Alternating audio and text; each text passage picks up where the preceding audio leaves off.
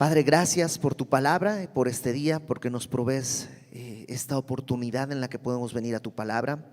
Te rogamos que nos hables y que en esa misericordia podamos escuchar y ser transformados. En el nombre de Jesús, amén. Capítulo 19. El Señor Jesús en esta etapa está en su último viaje hacia Jerusalén. En este viaje Él está yendo directamente ya a celebrar la última Pascua, y celebrando la última Pascua, entregándose a la cruz para morir por nosotros. Y Él se lo ha manifestado así a sus discípulos. Él ha dicho una y otra vez que Él va a ir a morir y va a ser entregado a los gentiles y va a ser desechado, y entonces va a morir, pero después va a resucitar. Ha estado hablando, las últimas semanas hemos estado concentrados en lo que es el reino de Dios. Por un lado, ¿te acuerdas que el Señor Jesús les decía: no importa cuánto sabes del reino de Dios, sino estar en el reino de Dios? Y la semana pasada vimos este asunto de la fe, cómo la fe es necesaria para poder, pero es una fe que te tiene que revestir de humildad como a un niño. Es una fe que vimos un contraste entre un hombre rico que él piensa que puede hacer algo para llegar al cielo. ¿Qué debo hacer para heredar el reino de Dios? Y vemos por el otro lado a un mendigo que no tiene nada que ofrecer, solamente clama a Jesús, hijo de David, y el Señor le escucha y le da la salvación. Ahora, capítulo 19 va a seguir hablando del mismo tema, del reino de Dios, y vamos a tener dos escenas: una historia con un hombre y luego una parábola que nos van a hablar precisamente de algo que va a suceder en el tiempo del reino. Entonces, capítulo 19 dice: habiendo entrado Jesús en Jericó, iba pasando por la ciudad. Jericó era una ciudad importante en aquella época. Era una ciudad que estaba en medio de una ruta comercial, es decir, pasaban muchas caravanas por ahí. Según los historiadores, era un centro de venta de bálsamos, de rosas y de miel. Es decir, había mucho comercio, y eso va a ser importante para lo que vamos a ver. Si tú recuerdas la escena con Bartimeo, el ciego, en el capítulo 18, en el verso 35, dice que se acercaba Jesús a Jericó cuando pasó esto que vimos la semana pasada. Ahora ya entró a Jericó, entra a Jericó, y dice que iba pasando por la ciudad, y Él va con sus discípulos, pero además se va sumando mucha gente. No solo porque Jesús es muy conocido en este momento, hay muchos rumores acerca de que Él es el Mesías y está yendo a Jerusalén, y la gente piensa que está yendo para tener una conquista política, que va a llegar a Jerusalén y va a quitar a Roma como el imperio que los gobierna, y va a declarar una especie de independencia. Y esa es la idea que ellos tienen del reino de Dios, la instauración política del reino de David. No solo había ese tipo de seguidores, sino además va a ser Pascua, y en Pascua era normal que una gran cantidad de gente fuera a Jerusalén. Entonces, ¿para qué te digo esto? Para que imagines la gran multitud que está subiendo con Jesús a Jerusalén. Y sucedió, versículo 2, que un varón llamado Zaqueo, que era jefe de los publicanos y rico, procuraba ver quién era Jesús, pero no podía a causa de la multitud, pues era pequeño de estatura. Zaqueo era un publicano. Un publicano, ya lo hemos visto antes, era un recaudador de impuestos. Por la sociedad de la época, a nadie le gustan los recaudadores de impuestos, ¿no? Pero en aquella época era mucho peor, porque eran recaudadores de impuestos que trabajaban para el imperio que los estaba oprimiendo. Es decir, eran considerados traidores a la patria. No solo que su trabajo era feo, sino que además era vendido al imperio que los estaba estrangulando. Y en el caso de Zaqueo, no solo era un publicano, dice en el versículo 2 que era jefe de los publicanos. Digamos que él tenía una concesión. Más o menos el imperio funcionaba de esta manera: el emperador decía, de esta zona yo tengo en mi censo que hay tantas parcelas y se produce tanta cantidad de vino y tanta cantidad de cereal y de trigo y de no sé qué. Entonces hacían sus cálculos y decían, necesito que este pedazo de tierra, esta región Judea, por decir algo, pague 2,000 pesos de impuesto mensual, por decir algo. Y entonces el cobrador de impuestos recibía este encargo y él tenía que cobrar las transacciones, cobrar pues todo lo que se podía, hasta reunir los 2,000 pesos de nuestro ejemplo. Y además tenía que sacar algo extra, todo lo que pudiera sacar más de 2,000 era su ganancia. Y no había un marco regulatorio. Por tanto, ¿cómo crees que se enriqueció Zaqueo? Pues cobrando no solo lo justo, sino mucho más allá de lo justo. Porque además él, de alguna manera, digámoslo así, subarrendó, o sea, él tenía a otros que cobraban impuestos por él, a quienes seguramente les cobraba una comisión. En todo caso, Zaqueo era un hombre que la sociedad despreciaba, trabajaba para el imperio y pues se había enriquecido a costa de impuestos seguramente pues demasiado abusivos, y tenía un problema físico, era chaparrito. Bueno, no es un problema, ¿ok? ¿No? Ustedes, los grandotes, a lo mejor nos ven con un problema, pero no tiene sus ventajas ser chaparrito. Pero en este caso era un problema porque no podía ver a Jesús, había mucha gente, pero tenía mucho deseo, quería ver a Jesús, pero su tamaño no le alcanzaba. Verso 4, y corriendo delante subió a un árbol sicómoro para verle, porque había de pasar allí.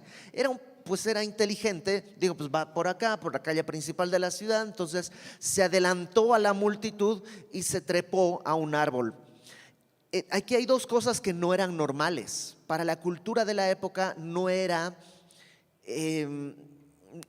elegante que un hombre mayor corriera. Por eso, no sé si tú recuerdas cuando vimos la parábola del hijo pródigo, el padre sale corriendo a buscar, a recibir a su hijo, y hablábamos como no le importa la vergüenza. ¿Por qué? ¿Qué vergüenza? Porque acuérdate que usaban estas togas, esos como vestidos, y para correr tenían que pues como que levantarse el vestido, y era pues más o menos deshonroso. Y luego treparse a un árbol era una actividad de infantes. O sea, no era una actividad de personas mayores. A Zaqueo no le importó. Tenía tanto interés de verle que corrió, vio un árbol, y además es lo bueno de ser chaparrito, somos más ágiles, y se trepó al árbol sicómoro. Versículo 5. Un detalle más. ¿Te das cuenta que nadie le ayuda? ¿Quién querría ayudarle? Era despreciado por la sociedad. Nadie se diría, no, pues mira, yo te cedo mi lugar. Todos lo odiaban seguramente. Entonces, versículo 5. Cuando llegó Jesús a aquel lugar, mirando hacia arriba, le vio. Qué curioso, porque este hombre quería ver a Jesús, pero Jesús es que lo ve, y Jesús le dice, Zaqueo. De entrada, el Señor Jesús sabe quién es, conoce su nombre.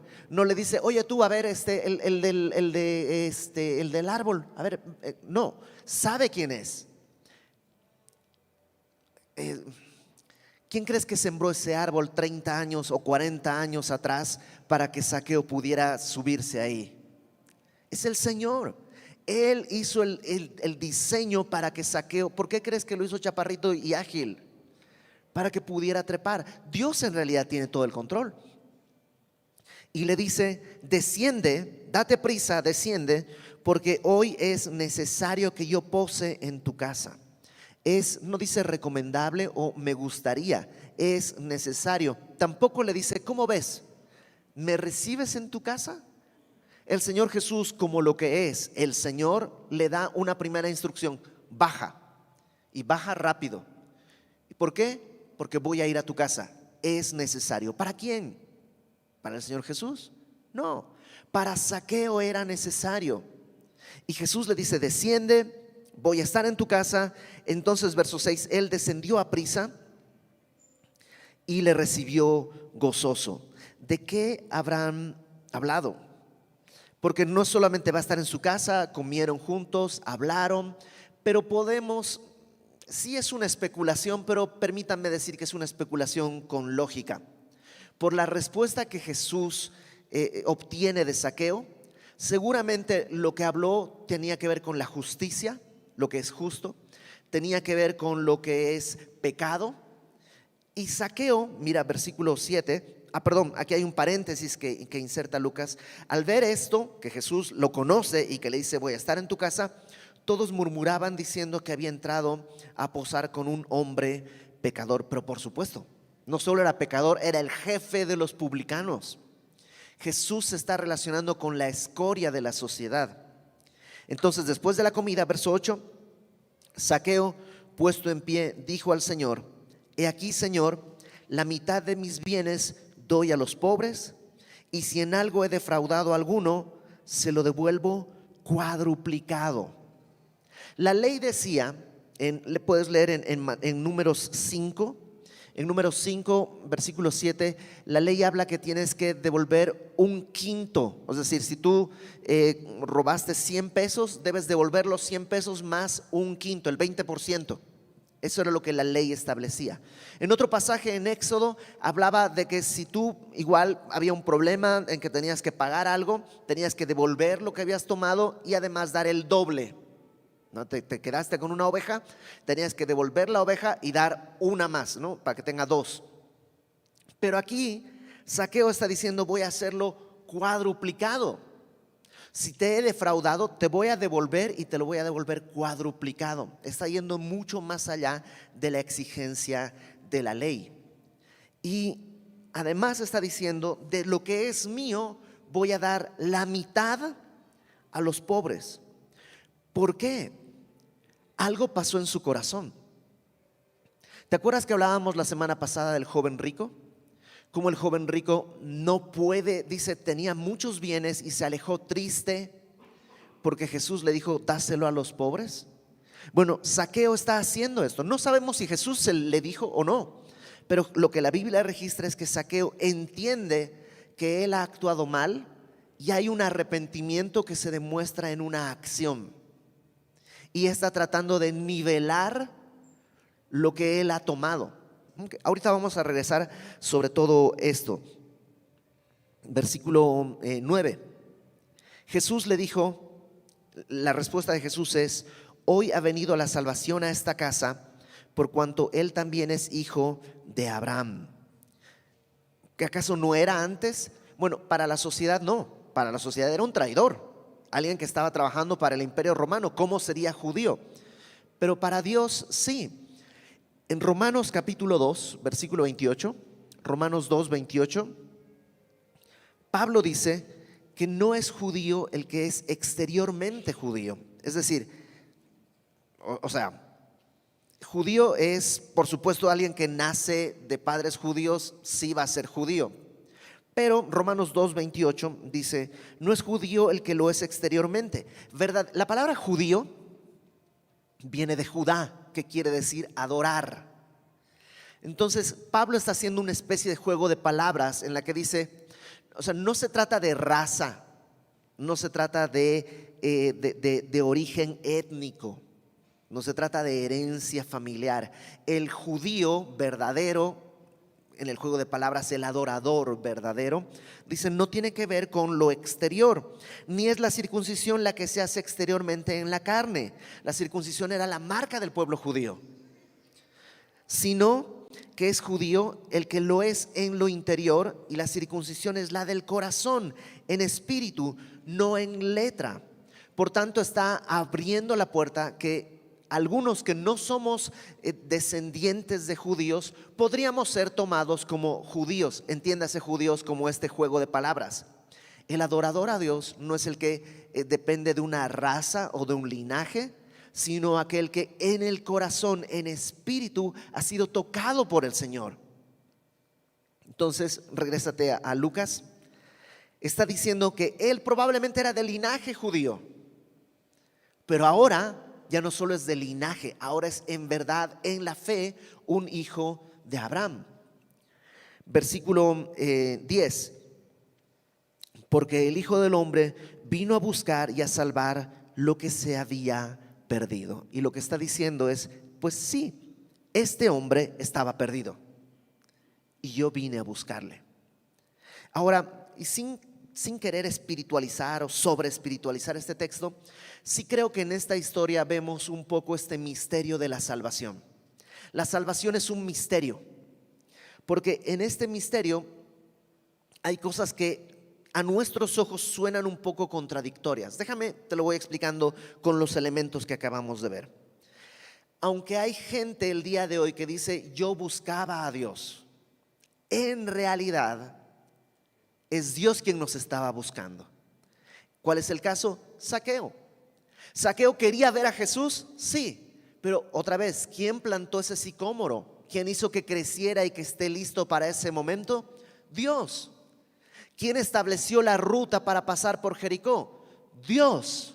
¿Quién estableció la hora en que tenía que pasar? Dios. De hecho, Jesús no se sorprende. Ah, caramba, ¿quién es? Sí, Zaqueo.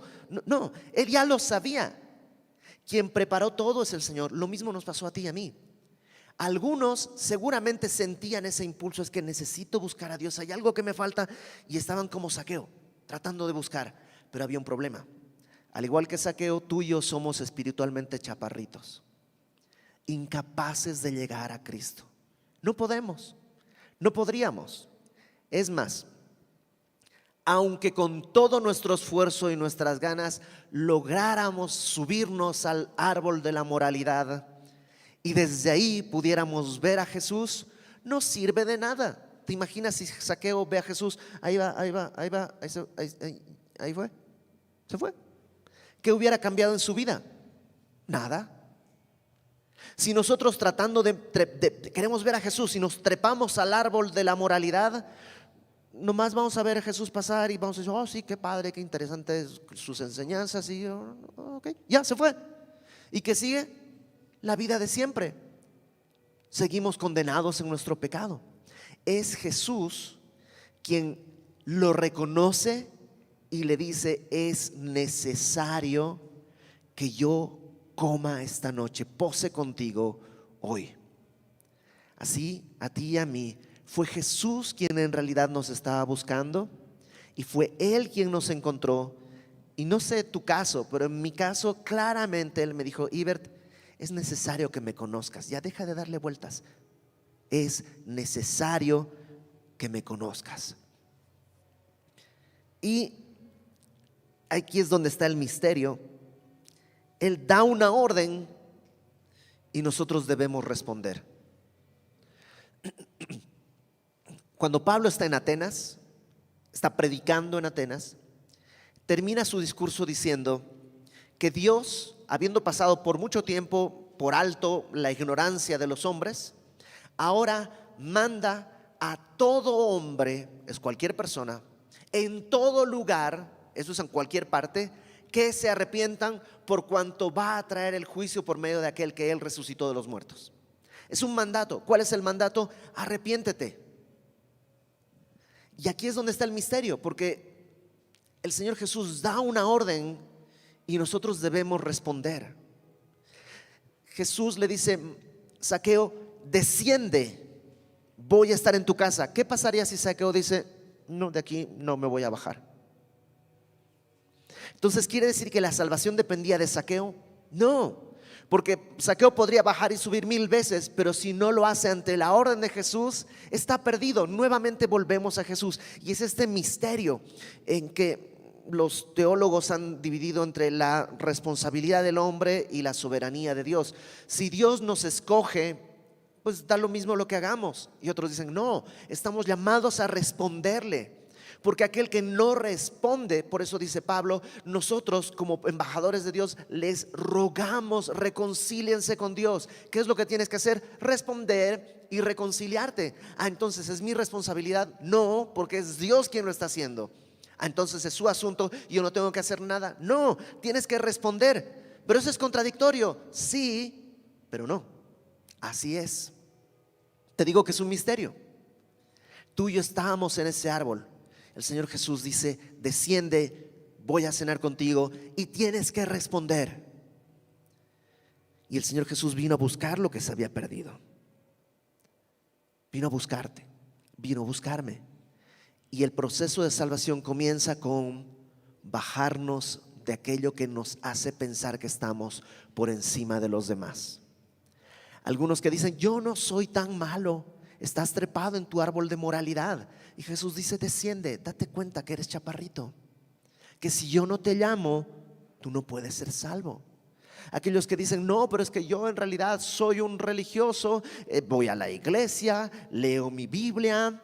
Y Jesús dice: bájate del árbol de la religión, date cuenta que eres un chaparrito, que necesitas que yo te llame, y te estoy llamando.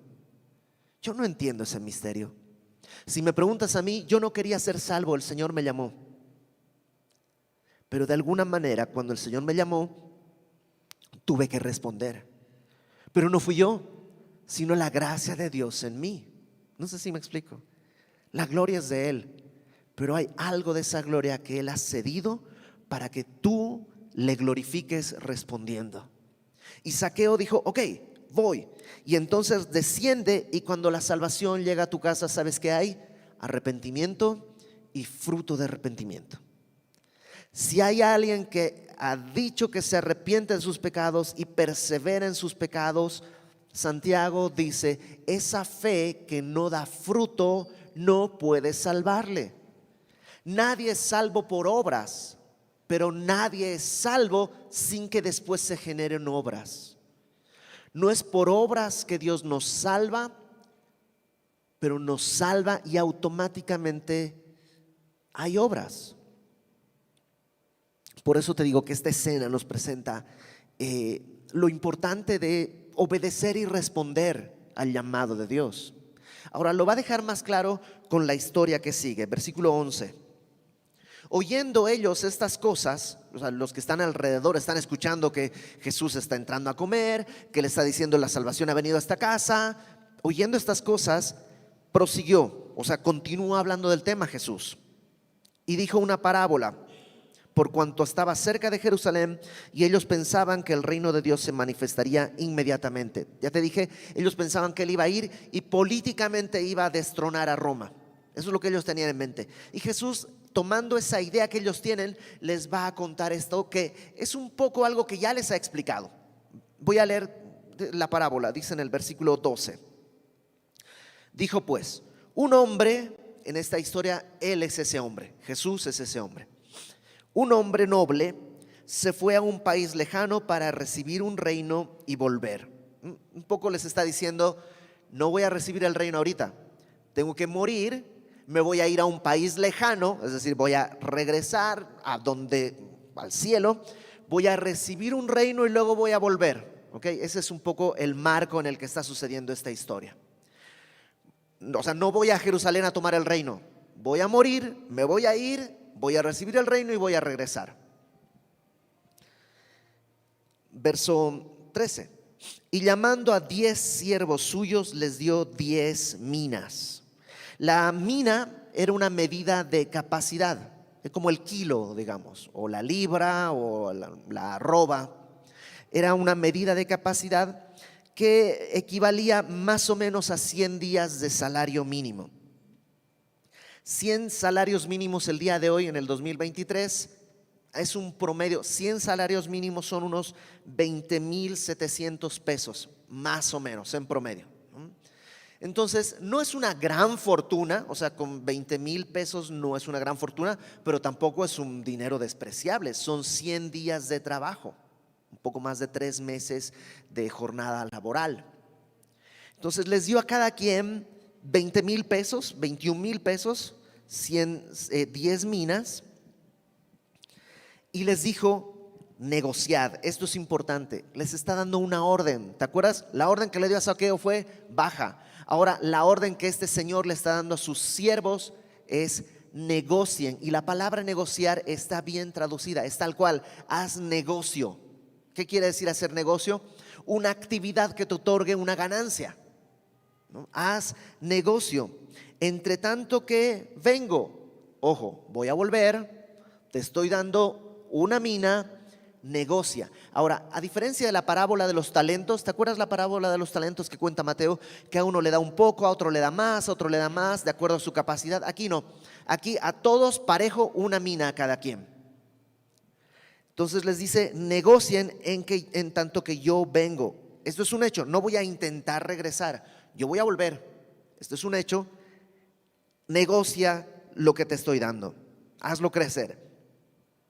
Pero, verso 14, sus conciudadanos, no los siervos, sus siervos tienen una mina cada uno y tienen que negociar. Los conciudadanos, que en esta parábola representan evidentemente, por un lado el pueblo de Israel y por otro lado el mundo, nosotros, tú y yo, dice, los ciudadanos, los conciudadanos le aborrecían y enviaron tras él una embajada diciendo, no queremos que este reine sobre nosotros.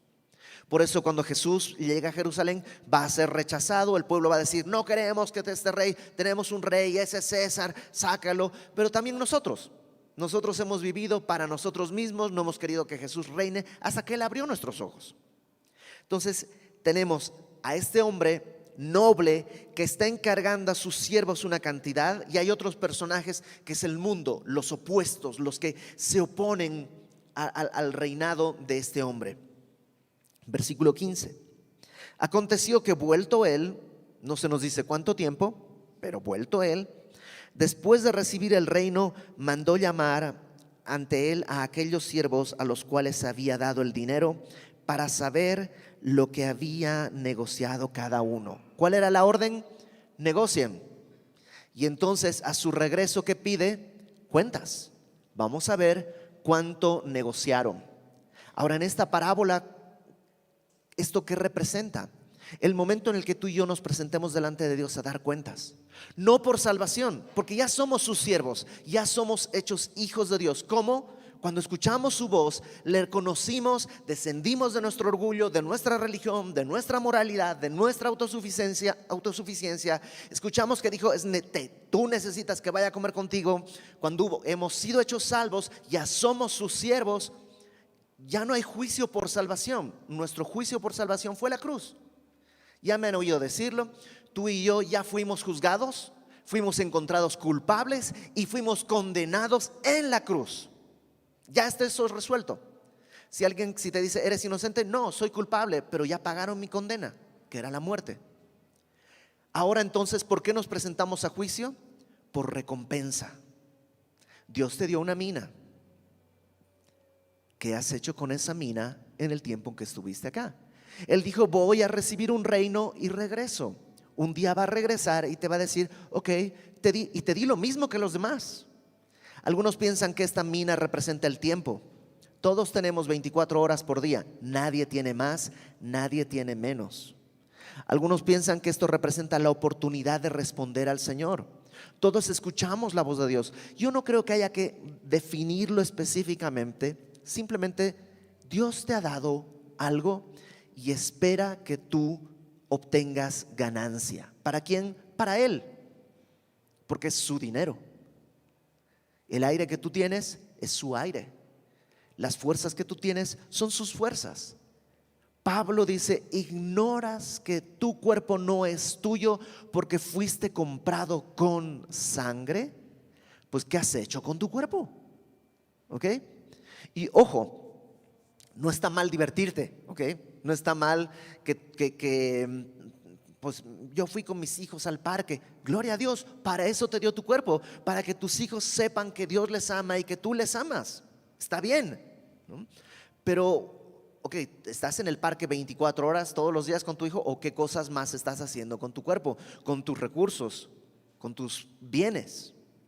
Entonces dice en la parábola, Jesús dice que va a venir para ver lo que había negociado cada uno. Vino pues el primero, diciendo, Señor, tu mina ha ganado 10 minas. O sea, él sabe, no es mi dinero. No dice, mira, hicimos un buen negocio. No, es tu dinero, es tu mina. Y tu mina, me diste una y te estoy dando 10 más.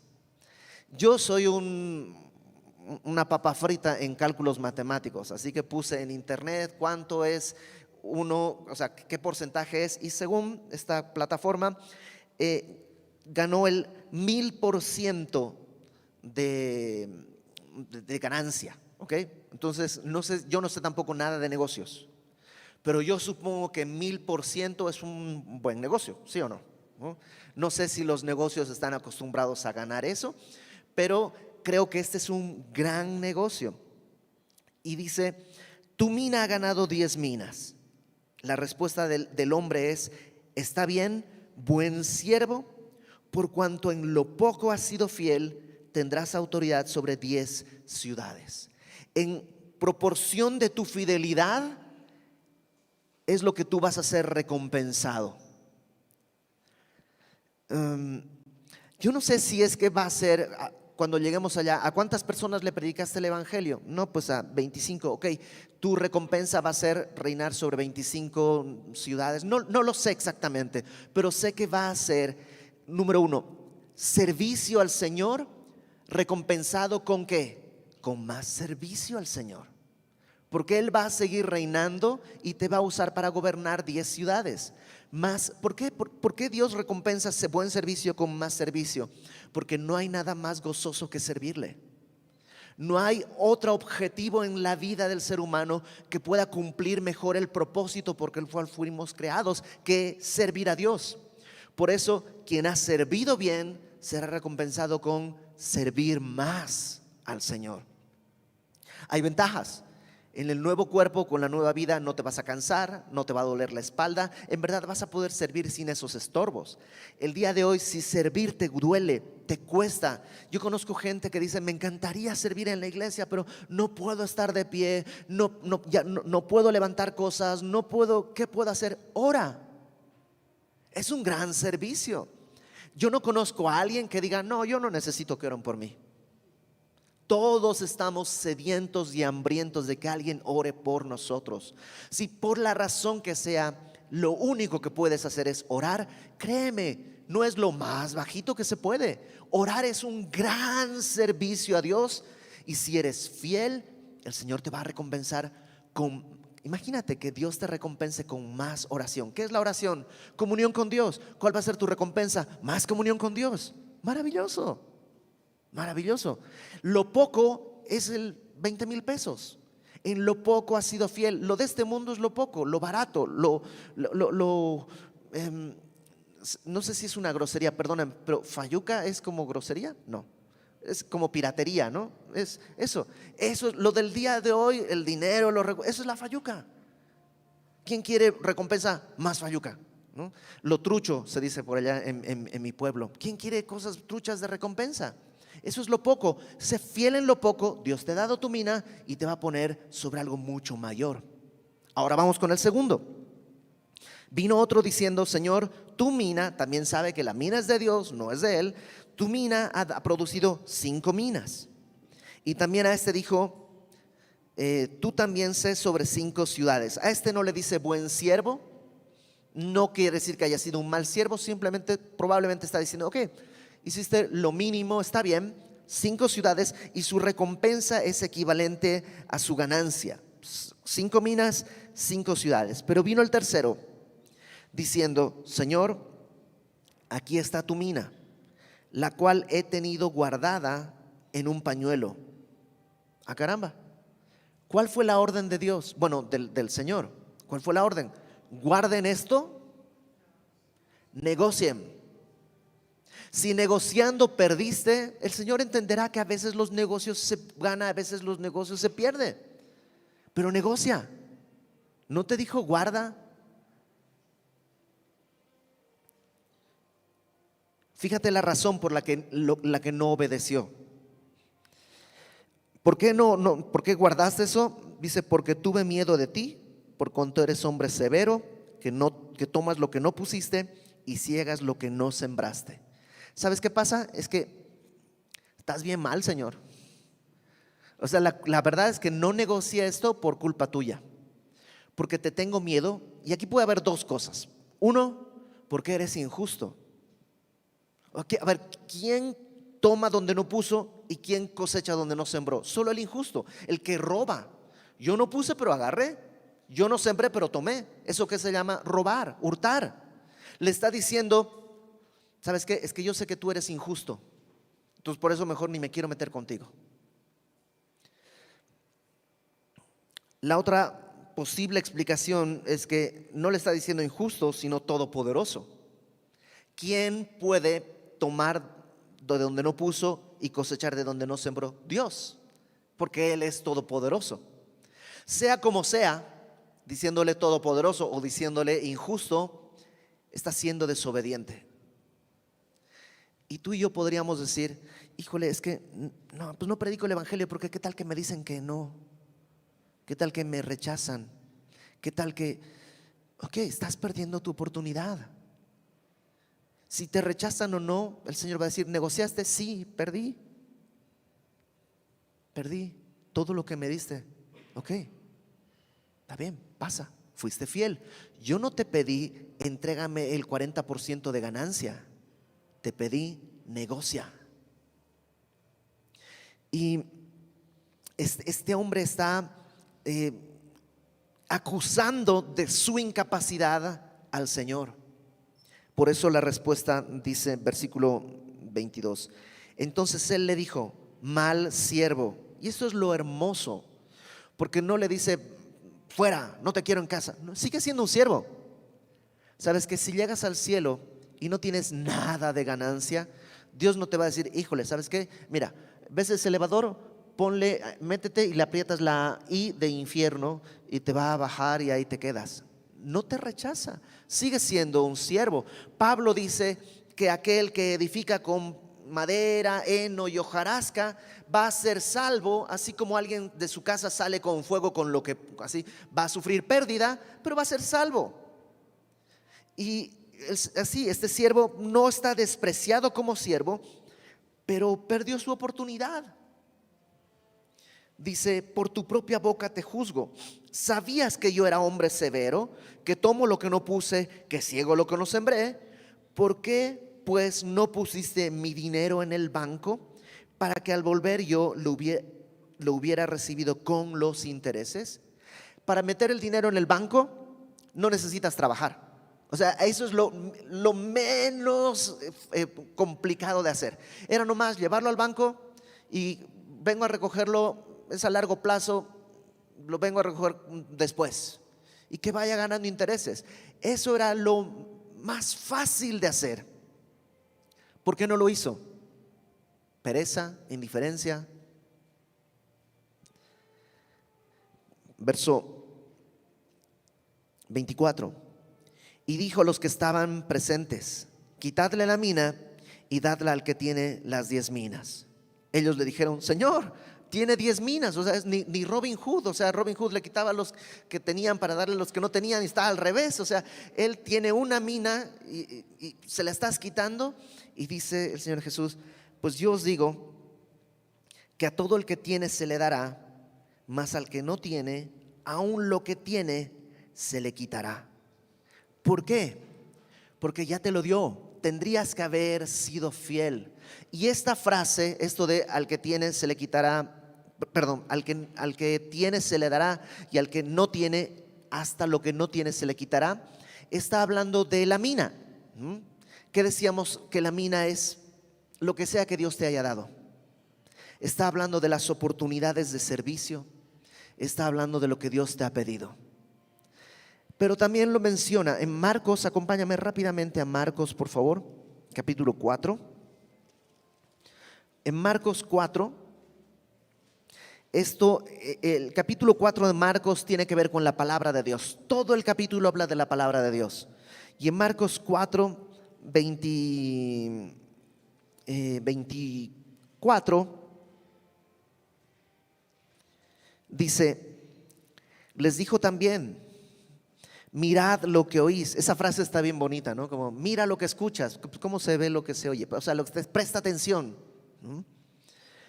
Porque con la medida con que medís os será medido, y aún se os añadirá a vosotros lo que oís.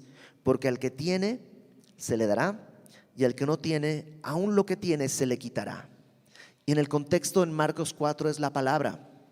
Hay gente que dice, no tengo memoria para memorizar, no tengo memoria para memorizar, y ahí se queda y no hace ni siquiera el esfuerzo. entonces lo poquito que alcanzas se te va a quitar. Y caminar sin la palabra es caminar a oscuras. En cambio hay gente, yo conozco personas que, y quiero ser muy respetuoso, pero ya ancianos, personas que están en una edad muy avanzada y que memorizaban la Biblia de una manera tan, a veces se olvidaban de cómo se llamaban los compañeros del discipulado, pero los versos los tenían y él decía, no sé, es que yo realmente pues soy malísimo para la memoria, pero la Biblia por alguna razón sí se me queda. Al que no tiene ni ganas, pues hasta lo poquito que tiene se le van a quitar. Pero al que tiene y con el gran esfuerzo, nomás aprende un versículo, no te sorprendas que lo veas recitando libros enteros. Y no hablo de conocimiento, sino de conocer la palabra de una manera íntima. Entonces, regresa a Lucas 19, vamos a terminar. Por un lado, el Señor Jesús está contando esta historia en la que tú y yo hemos recibido una mina y estamos llamados a obedecer y negociar. Vamos a entregar cuentas. Cuando el Señor regrese, haya tomado su reino y regrese, nos va a llamar a nosotros a decir, ¿qué hiciste con lo que te di?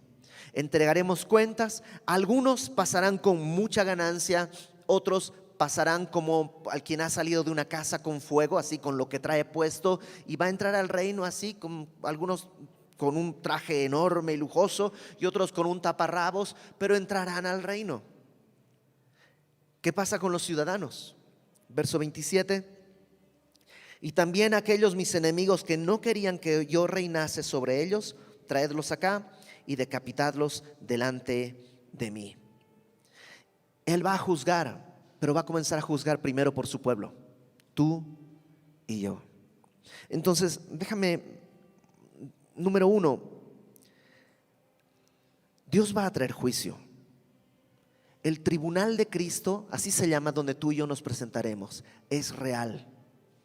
Y no tiene que ver con que quiero gobernar sobre 10 ciudades o sobre 15, sino Dios te está dando una oportunidad, te ha dado una orden. ¿Por qué dejar desaprovechada esa orden de servirle?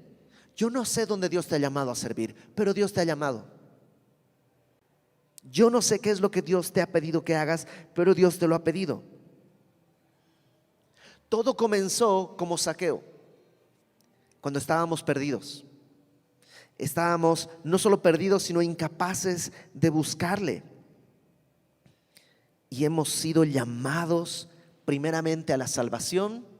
Y ahora que fuimos salvos, hechos siervos tuyos, te ha dado una mina. No la desaproveches. Yo sé, a lo mejor vas a decir, es que si yo tuviera 3 minas, te ha dado una. Por lo menos 10 en la parábola se pueden sacar. No desaproveches tu oportunidad para servirle. Dios te ha llamado a la salvación, te ha llamado a la palabra y te ha llamado al servicio. Esas 3 cosas no las desaproveches. A lo mejor tú dices, pero es que ya si hubiera sabido eso cuando tenía 18 años, no importa. Yo también a veces pienso, me hubiera encantado conocer del Señor cuando tenía 16 años. Pero pues no era el tiempo y no me tocó a mí.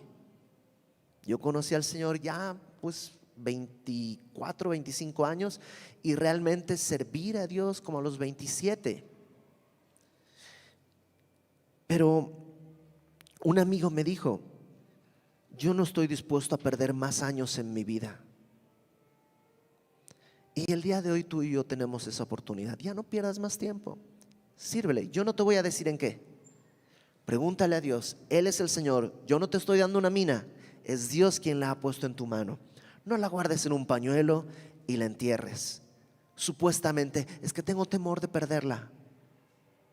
No lo hagas. Vamos a orar. Señor, gracias porque nos has llamado a la salvación, a la comunión contigo. Nos has llamado a una nueva vida y una nueva esperanza. Quiero rogarte que si alguien el día de hoy está parado en su propia moralidad, si alguien el día de hoy está parado en su propia autosuficiencia o en su religiosidad, pueda escuchar tu voz que le dices, baja, allá arriba no podemos comer, baja, es necesario que tú y yo estemos juntos. Y que haya fruto de arrepentimiento. Y que habiendo sido hechos siervos tuyos, podamos tomar la mina que nos das, las oportunidades y los recursos que has puesto en nuestras manos, y podamos ponerlos a trabajar para tu gloria, sabiendo que solamente tú eres el Señor y no administramos algo propio, sino algo tuyo. La gloria y la honra para ti, Padre, en el nombre de Jesús nuestro Señor. Amén y amén.